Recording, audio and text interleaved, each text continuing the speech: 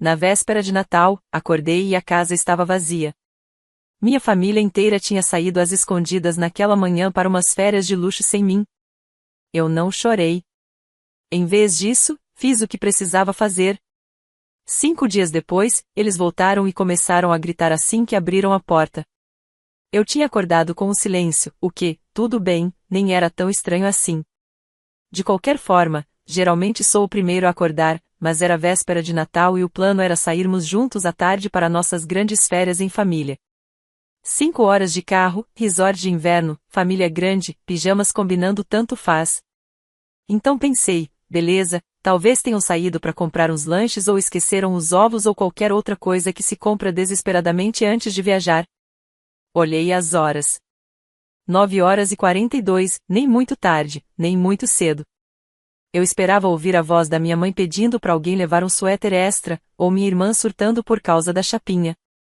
Mas em vez disso, nada. A luz do corredor ainda estava acesa desde a noite anterior, o que era estranho. Só tinha um prato na pia. O meu. Desci as escadas e olhei ao redor. Nada de sacolas na porta. Nenhum casaco. Nenhuma chave no gancho. Além disso, nenhum carro na garagem. Tentei ligar para minha mãe. O nome dela não estava nos meus contatos. Estranho, né? Tentei de novo. Nada. Passei pela minha lista de contatos. Todos os números da família tinham sumido. Não só da minha mãe, mas também do meu pai, meus irmãos, até meu tio que deveria vir com a gente. Todos sumiram. Verifiquei o histórico de chamadas limpo. Nesse ponto, pensei, ok, ou eu perdi completamente a noção ou deixei meu celular cair no chuveiro e nem percebi. Mas o celular estava ótimo. Os aplicativos estavam lá.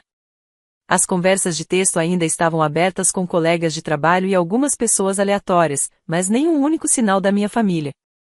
Então lembrei que meu irmão mais novo tinha pedido meu celular emprestado na noite anterior. Disse que queria ver a previsão do tempo. Eu entreguei sem pensar. Por que não faria isso? Agora eu sabia por quê. Tentei discar o que achava ser o número da minha mãe de cabeça. Um homem atendeu. Definitivamente não é minha mãe. Perguntei se o número poderia ter pertencido a outra pessoa e ele só respondeu, número errado, e desligou. Eu queria poder dizer que entrei em pânico, mas honestamente, foi pior do que isso. Senti uma descrença lenta e crescente, como se tivesse entrado num programa de pegadinhas, mas ninguém teve a decência de gritar, te peguei. A geladeira zumbia. O aquecedor estava ligado. Minha mala ainda estava na porta da frente, fechada e pronta. Eu estava de moletom e meias quando percebi, não foi um acidente. Eles não se esqueceram de mim. Eles me deixaram para trás. Eu não queria acreditar. Verifiquei o Instagram, o Facebook, nada. Nenhuma selfie, nenhum post sobre a viagem, nenhum bumerangue, e o grupo de mensagens sobre a logística da viagem, onde eu estava incluso, estava em completo silêncio. O que só me dizia mais uma coisa, eles estavam escondendo isso. Foi intencional. Por fim, lembrei do número do meu tio. Ele é das antigas, nunca muda nada. Liguei. Ele atendeu meio ofegante. Ei, onde você tá? Na cozinha, eu disse. Em casa. Houve um momento de silêncio. Então ouvi barulho de fundo, gente rindo, pneus esmagando neve ao longe. Espera, é ele? Ah, ninguém te mandou mensagem? Ele perguntou. Não. Outra risada ao fundo. Então a voz do meu primo, diz pra ele que mandamos um oi. Espera aí, ele realmente não sabia. O tio pigarreou. Disse que saíram cedo naquela manhã. Mudaram o plano no último minuto. Achou que seria engraçado. Só uma brincadeirinha. Você sabe como seu irmão é. Eu não disse nada. Ele continuou. Eles imaginaram que você fosse atrás. Quer dizer, você tem seu carro. 5 horas não é nada, né? Aí, uma voz que parecia a do meu irmão mais velho chamou lá no fundo. E, honestamente, até que é legal ficar sem a patrulha do sarcasmo pelo menos uma vez. Minha irmã riu. Não fala isso pra ele. Meu tio deu uma risada nervosa. Enfim, se quiser vir, tá convidado. Os quartos estão pagos. Deixaram seu passe no balcão do check-in. Só precisa chegar aqui. Fiquei olhando pro balcão da cozinha, e pra lista de compras ainda presa na geladeira, escrita com a minha letra. Tá, eu disse. Obrigado por avisar. Desliguei. Não gritei. Não joguei nada. Só fiquei parado ali por um tempo. Dizem que traição é como um soco. Mas não foi isso. Foi pior. Foi lento, frio, como cair num lago congelado e perceber que ninguém vai vir te buscar. Não foi a primeira vez que eles fizeram algo assim. Não exatamente isso, mas parecido. Minha família sempre teve um senso de humor distorcido. E quase sempre às minhas custas. Eu era o que aguenta a brincadeira, o que aparentemente quer dizer que você não pode se irritar quando te machucam de propósito. Eu devia estar nessa viagem. Ajudei a pagar o aluguel. Paguei o Wi-Fi, a luz, o gás. Enchi o tanque do carro semana passada. Comprei os mantimentos da viagem. Até lembrei eles de levar o remédio de alergia do namorado da minha irmã que, aliás, foi convidado. E eles simplesmente foram embora. De brincadeira. Subi as escadas, abri o armário e peguei a outra mala não a que estava na porta, pronta para a viagem, mas a outra. Aquela com documentos importantes, coisas sentimentais, algumas moedas antigas que nunca tive coragem de jogar fora, só por precaução. Sentei na beira da cama, fechei o zíper e olhei ao redor. Eu não chorei. Nem fiquei com raiva ainda. Isso viria depois. O que eu senti era definitivo. Não no sentido dramático de acabou, mas acabou. Como se uma página tivesse virado sem mim, e eu não tivesse vontade de voltar atrás. 5 dias depois, minha família voltaria. Eles abririam a porta e começariam a gritar. Mas não começou com essa viagem. Acho que as pessoas sempre querem que histórias assim tenham um momento exato em que tudo deu errado. Mas não é assim que acontece. Algumas coisas apodrecem devagar. Sou o segundo mais velho de 4 irmãos. Meu irmão mais velho tem 25 anos. Começou um negócio que faliu, e ainda assim é chamado de ambicioso. E aí tenho 23 anos, trabalhando em tempo integral desde os 18. Depois, minha irmã de 21, que ainda tá na faculdade. E, por fim, o mais novo, com 18, que acabou de começar a faculdade agora. Crescemos com idades próximas, mas não em quase mais nada. Visto de fora, provavelmente parecemos uma família típica barulhenta, caótica, semifuncional. Mas se você olhar mais de perto, vai ver o quanto eu era piada. Quantas vezes minhas coisas sumiram ou foram acidentalmente quebradas. Como toda piada, de alguma forma, acabava sendo sobre mim. E olha, algumas coisas são típicas entre irmãos, eu entendo. Zoação, brincadeiras. Mas muda tudo quando os adultos participam. Quando sua mãe ri enquanto seus irmãos trocam as velas do seu bolo por velas com sabor de pimenta. Quando seu pai diz, relaxa, é só uma brincadeira, depois de você encontrar seus lençóis no congelador. É difícil explicar isso para quem não cresceu assim. Na hora, não parece grande coisa. Você diz para si mesmo que é só o jeito deles. O humor deles. Você se torna a criança que aguenta bem. E então, um dia, você acorda e percebe que nunca fez parte da piada. Você era a piada. Eu não fui para a faculdade. Não porque não quisesse, mas porque alguém precisava trabalhar. Meu irmão mais velho tentou abrir uma startup logo depois do ensino médio. Queimou o empréstimo e quase todas as economias dos meus pais antes de tudo desmoronar. Eles chamaram isso de uma experiência de aprendizado. Quando eu disse que ia trabalhar e talvez estudar mais pra frente, eles concordaram. Disseram que estavam orgulhosos. E aí começaram a me entregar as contas. Primeiro, só a luz, já que eu estava ganhando. Depois a água. Depois o Wi-Fi. Depois as compras. Por fim, a hipoteca só até as coisas se estabilizarem. Isso foi há 4 anos. Enquanto isso, todos os meus irmãos continuaram na escola ou voltaram para casa. Todos sob a cláusula de ainda estamos nos encontrando. Por algum motivo, essa cláusula nunca serviu para mim. Não é que eu me ressentisse de trabalhar. Na real, de um jeito meio estranho, eu gostava de ser quem segurava tudo. Gostava de ter um motivo para manter os pés no chão. Mas era como se ninguém visse. Como se o que eu fazia fosse óbvio, automático. Meu irmão mais novo uma vez me disse, também não é como se você pagasse tudo, né? Você também mora aqui. Legal. Acho que meu quartinho no fundo da casa, com o papel de parede descascando e a janela que deixava vento entrar, era o meu aluguel. Quer saber a última vez que alguém me disse obrigado? Nem eu lembro. Parei de contar. E mesmo assim, eu ainda estava animado com as férias. Era para ser todo mundo. A primeira vez em anos com toda a família reunida até os tios, os primos. Esqui, lareira, uns joguinhos de família boba. Eu até me ofereci para ajudar a organizar. Sugeri alugar uma cabana perto do lago em vez do resort caro. Me cortaram tão rápido que parecia que eu tinha sugerido dormir no estacionamento. Já tá tudo resolvido, disse minha irmã. Só aparece e traz os lanches, acrescentou minha mãe. Eu recuei. Eles criaram um grupo de mensagens sem mim. No começo, achei que tinham me colocado no grupo errado. Mas não. Tinham dois, o principal, e o de logística que era onde eu estava. O grupo de verdade, com as atualizações, as selfies, as piadinhas, aquele não era para mim.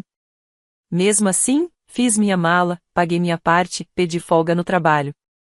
Até me ofereci para ajudar com o depósito do Airbnb, porque meu irmão mais velho estava apertado e a mensalidade da minha irmã tinha subido. Não me importei. Eu só queria fazer parte. Na semana antes da viagem, perguntei que horas a gente ia sair. De tarde, minha mãe respondeu, sem tirar os olhos do celular. É só estar pronto. Eu já estava pronto dias antes. Comprei carregador novo pro carro, porque o antigo tava com mau contato. Reabasteci a gaveta dos remédios. Limpei o porta-malas. Coisas bobas que fazem você se sentir útil. Parte de algo. Na noite anterior, revisei a mala 2 vezes e deixei perto da porta. Não falei muito sobre isso. Eles também não. Tudo certo. E então chegou a véspera de Natal, e eles se foram. Sem bilhete. Sem ligação. Sem explicação. Só aquele tipo de silêncio que você não esquece de escutar. Eles voltaram 5 dias depois. Eu não estava lá. A geladeira também não.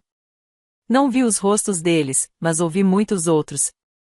Uma vizinha, por exemplo, que eu ajudava com o lixo. A quem me ligou no dia seguinte. Eu só queria ver se estava tudo bem, ela disse, gentil. Vi sua família chegando, e algo parecia errado. Errado é uma palavra para isso. Houve gritos. Ouvi isso de mais de uma pessoa. Aquele tipo de grito que ecoa pela calçada e faz os cachorros começarem a latir. Não era do tipo alegre. Não era do tipo bem-vindo de volta para casa. O sofá tinha sumido. A internet não funcionava. A máquina de lavar e a secadora tinham desaparecido. O mesmo aconteceu com algumas prateleiras, o micro-ondas e, aparentemente, meu porta-temperos, o que, por si só, já causou uma discussão. Sério. Alguém realmente gritou, por que ele levaria canela? Eles pensaram que tinham sido roubados. Até que meu irmão olhou as imagens da câmera da porta e me viu carregando a última caixa calmo, tranquilo, trancando a porta como se estivesse saindo para comprar pão. Naquela hora, eu já estava no meu novo cantinho, um segundo quarto pequeno no apartamento do meu melhor amigo. Nada chique. Mas era limpo, quieto, meu. Eu estava comendo sobra de sopa e assistindo a um filme idiota num tablet emprestado quando meu celular começou a tocar. E tocar. E tocar. Quando desliguei, havia 52 chamadas perdidas. A maioria da minha mãe, algumas da minha irmã e até algumas do meu irmão mais velho, que me surpreendeu, porque eu nem lembrava da última vez que ele me ligou diretamente. Depois vieram as mensagens. Onde você está? Vamos chamar a polícia. Isso é loucura. Você foi longe demais. Você precisa voltar para casa e consertar isso. Eu não respondi. Li uma por uma, devagar, depois coloquei o telefone de lado e voltei para minha sopa. Eu não tinha planejado isso. Não no começo. Mas depois da ligação do meu tio, depois de perceber que todos tinham ido embora de propósito, rindo, brincando, achando que era só mais uma piada, eu não consegui continuar sentado ali fingindo que aquilo não significava nada. Porque significava. Significava tudo. Eu não fiz as malas com raiva. Não saí correndo pela casa pegando as coisas no impulso. Foi mais silencioso do que isso. Mais calmo do que deveria ser. Peguei o que era meu. Nem mais, nem menos. A geladeira era minha. Eu tinha pago por ela quando a antiga quebrou e todo mundo esqueceu de contribuir. A lavadora e a secadora, mesma história. Comprei com meu bônus de fim de ano, 2 anos atrás, quando meu pai disse que não precisávamos de novas. Eu não discuti. Só fui lá e comprei. O sofá. Meu. Micro-ondas. Eu de novo. Wi-Fi. Tudo no meu nome. Troquei as senhas. Cancelei as contas. Entreguei os pedidos de rescisão de todos os serviços que estavam sendo pagos com meu salário. Deixei a chave na caixa do correio e fui embora. Como se, finalmente, estivesse saindo de um emprego pro qual nunca me inscrevi. A polícia apareceu 2 dias depois que eles voltaram. Nada de sirenes ou drama, só uma batida discreta na porta do meu novo AP. O policial foi educado. Tinha uns 40 e poucos anos, parecia cansado, como quem foi mandado fazer uma coisa com a qual não concordava. Sua família registrou seu desaparecimento e lhe disse. Eu assenti. Eles também mencionaram um possível roubo. Dei um passo pro lado e o deixei entrar. Sentei-o na mesinha da cozinha. Então fui até a estante e peguei uma pasta que eu vinha mantendo há anos. Garantias, faturas, recibos, prints de contas, tudo o que eu tinha comprado. Entreguei sem dizer uma palavra. Ele folheou lentamente. Vi seus olhos pararem na nota da geladeira, no contrato do Wi-Fi, na fatura da máquina de lavar. Ele fechou a pasta, pousou as mãos sobre ela e perguntou. Você realmente bancou tudo isso? Assenti de novo. Ele ficou em silêncio por um momento. E você quer passar seu endereço para eles? Para avisar que está bem? Não. Eles não precisam saber onde eu estou. Eu não desapareci. Só fui embora. Ele deu um aceno curto e me devolveu a pasta. Você não está com problema. Para ser honesto, eu queria que metade das pessoas que a gente atende fosse tão organizada quanto você. Ele parou, ainda na porta. Tem certeza de que não quer deixar nenhuma mensagem? Eu olhei para ele. Olhei de verdade. E balancei a cabeça. Não. Se quiserem respostas, podem tentar pagar as próprias compras pela primeira vez na vida. Ele me deu um sorriso seco. Justo. Pensei que aquele seria o fim. Mas eles não tinham terminado. 2 dias depois da visita do policial, meus pais apareceram no meu trabalho. Eu trabalho no escritório comum, fintech, atendimento ao cliente, planilhas, bate-papo interno, nada demais. O último lugar onde você espera ser surpreendido pela própria mãe. Mas lá estavam eles. Recebi uma mensagem da recepção. Seus pais estão aqui. Está tudo bem? Entrei no saguão e os vi. Meu pai com aquela camisa polo de sempre, impecável. Minha mãe com o casaco de inverno e aquele olhar tenso que ela faz quando está tentando não chorar ou não gritar. Pareciam ter envelhecido 5 anos em apenas 5 dias. Podemos conversar? Ela disse. Eu não respondi. Meu pai deu um passo à frente. Você está mesmo fazendo tudo isso por causa de uma piada? Essa foi a primeira coisa que ele disse. Não perguntou se eu estava bem. Não pediu desculpas. Só isso. Você está sendo ridículo. Eu continuei em silêncio. Você precisa voltar para casa, minha mãe disse. Isso já foi longe demais. A gente precisa resolver isso. Olhei para ela. Sério? Você precisa de ajuda, ela continuou. E essa ainda é sua casa também. Você não pode simplesmente fugir. Foi aí que eu falei. Você que me deixou primeiro, eu disse. Lembra? Ela abriu a boca, mas não saiu som. Depois a fechou. Meu pai tentou de novo. Começou a falar mais alto, dizendo algo sobre contas, responsabilidade e maturidade. Se vocês não forem embora, eu disse baixinho, eu vou chamar a segurança. Eles ficaram ali mais um instante. Minha mãe parecia atordoada. Meu pai, furioso. Mas foram embora. Não de forma silenciosa ou graciosa. Mas foram. Naquela noite, me sentei na pequena varanda do novo AP com uma xícara de chá e um cobertor nos ombros. O ar estava frio, mas eu não me importei. Meu celular vibrou sobre a mesa. Mais uma mensagem. Mais uma notificação de áudio. Eu não olhei. Pela primeira vez em muito tempo, não senti que estava me preparando para alguma coisa. Não estava esperando alguém gritar meu nome. Não precisava dizer onde estava a senha do Wi-Fi ou explicar quem ia pagar a conta de gás. Só fiquei ali. Deixei o silêncio ser meu pela primeira vez. Algumas semanas se passaram. Não ouvi muito deles diretamente. Eles finalmente pararam de ligar. Ou talvez só tenham percebido que eu não iria atender. De qualquer jeito, o silêncio foi um alívio. Preenchi ele com coisas pequenas, idas ao mercado, jantares tranquilos, uma nova rotina de trabalho, uma que não incluía ser o faz-tudo da casa nem o alvo de frustrações alheias. Mas o silêncio não significava que eles tinham desistido. Recebia atualizações por outros. Pelo vizinho. Pelo meu primo. Uma vez até recebi uma mensagem enorme e inesperada de alguém do grupo da igreja da minha mãe. Começava com: você não sabe o quanto isso tem sido difícil para seus pais. Pelo visto, a casa estava desmoronando. O Wi-Fi caiu de vez quando os dados do modem temporário acabaram. Minha irmã culpou meu irmão mais novo por não ter trocado o aparelho. Ele culpou ela por mudar as senhas dos streamings e bloquear o perfil dele na Netflix. A conta de luz estava atrasada há mais de um mês. Alguém teve que pedir dinheiro emprestado para evitar o corte. A geladeira foi trocada por uma baratinha, de segunda mão, que fazia um zumbido constante.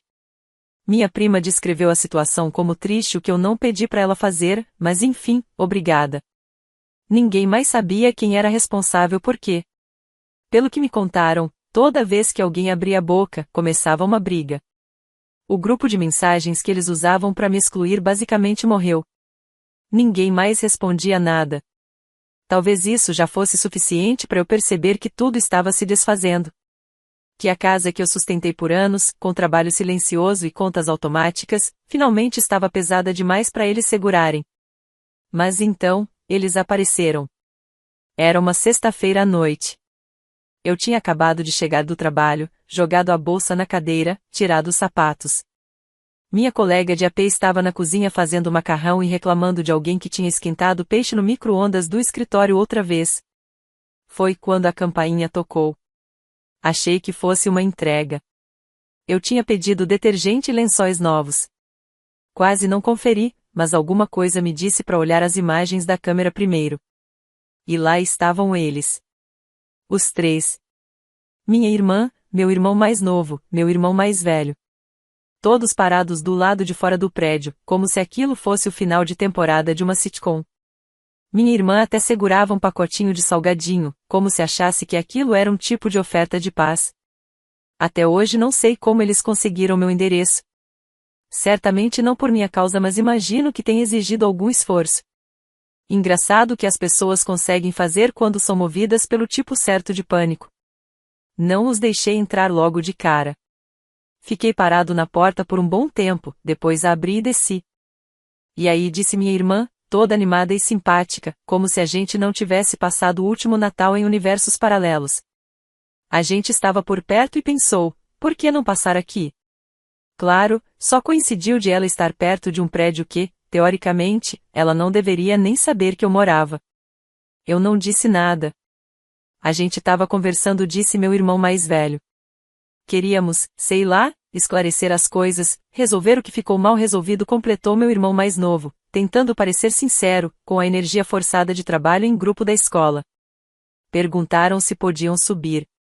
Eu não queria eles no meu espaço. Mas também queria ouvir o que estavam tentando me vender. Então deixei. Sentamos na sala. Eles me ofereceram batata frita do saquinho. Recusei. Começaram devagar, rindo de coisas antigas, fingindo que a gente não tinha noção do quanto tudo aquilo doía e fingindo que não foi por mal. Eu não os interrompi. Disseram que sentiram minha falta, que não era mais a mesma coisa sem mim. A gente até voltou a fazer noite de jogos, disse minha irmã, toda animada. Igual quando a gente era criança. Você devia ir. Foi aí que começou a coceira. O alerta. Porque a gente nunca teve noite de jogos quando era criança. Nunca. Essa foi uma ideia minha, quando eu tinha uns 15 anos e já me sentia sozinho demais. Eles riram de mim. Zombaram. Mas ali estavam eles, tentando vender uma nostalgia que nem existia. E então aconteceu. O deslize. Meu irmão mais velho, pegando o copo d'água, falou casualmente, e eu digo isso no sentido mais honesto possível. E, olha, se você voltasse, isso ajudaria a estabilizar as coisas, sabe? Financeiramente. Ali estava. A verdade. O verdadeiro motivo por trás daquela visita. O motivo pelo qual conseguiram meu endereço. O motivo pelo qual estavam sentados no meu sofá emprestado, sorrindo como se nada tivesse acontecido. Não era sobre família. Não era saudade. Era sobre dinheiro. Sobre perder a pessoa que pagava a hipoteca em silêncio. Que resolvia o Wi-Fi, fazia as compras, pagava os triamins, mantinha a máquina de lavar funcionando, a secadora, a geladeira, o ruído de fundo das vidas deles, que ninguém nunca pensou em questionar. Levantei-me. Podem ir embora, eu disse. Minha irmã piscou, confusa. O quê? Pode terminar esse salgadinho no corredor, mas você vai embora.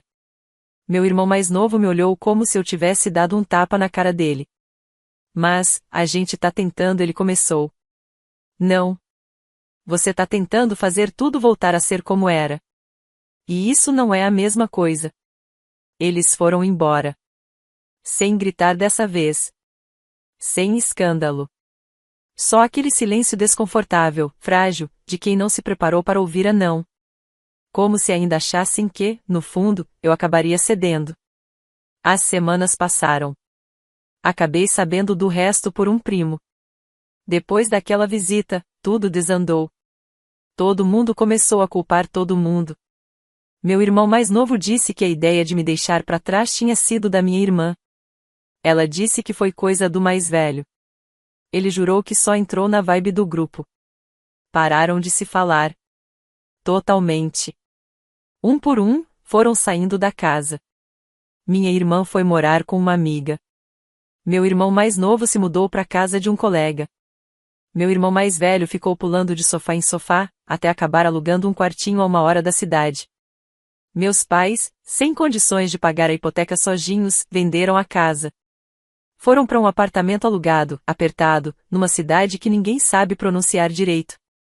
O grupo no WhatsApp foi excluído. Os jantares em família acabaram. Agora cada um leva uma vida separada. Espalhados em lugares onde nunca sonharam morar. Ninguém fala. Nem entre eles. Comigo, muito menos. Outro dia, preparei o jantar com minha colega de apartamento. Macarrão com molho. Nada demais. Abrimos um vinho barato e assistimos alguma coisa bem ruim na TV. Em um momento, ele me olhou e disse: Você tem sorrido bem mais ultimamente. Sabia? Eu não tinha percebido. Mas acreditei. Quando ele foi dormir, sentei na varandinha, cobertor no colo, caneca de chá na mão. Respirei o ar frio e parado. Sem barulho. Sem mensagens. Sem peso no peito. Só paz. Eu não queria vingança. Só queria ser livre. E agora eu sou. Eles diziam que eu nunca fui, de verdade, parte da família. Acontece que eles estavam certos. Eu era a base. E só perceberam quando ela saiu de baixo. Vezes, ainda me pergunto se fui longe demais. Não é algo que me atormenta sempre, mas, de vez em quando, sim. E você? O que acha? Me conta aí nos comentários. Ah, e se quiser ouvir mais histórias como essa, não esquece de se inscrever no canal e ativar o sininho para não perder nada. Se quiser, posso adaptar esse final para outro estilo narrativo mais introspectivo, sarcástico ou poético.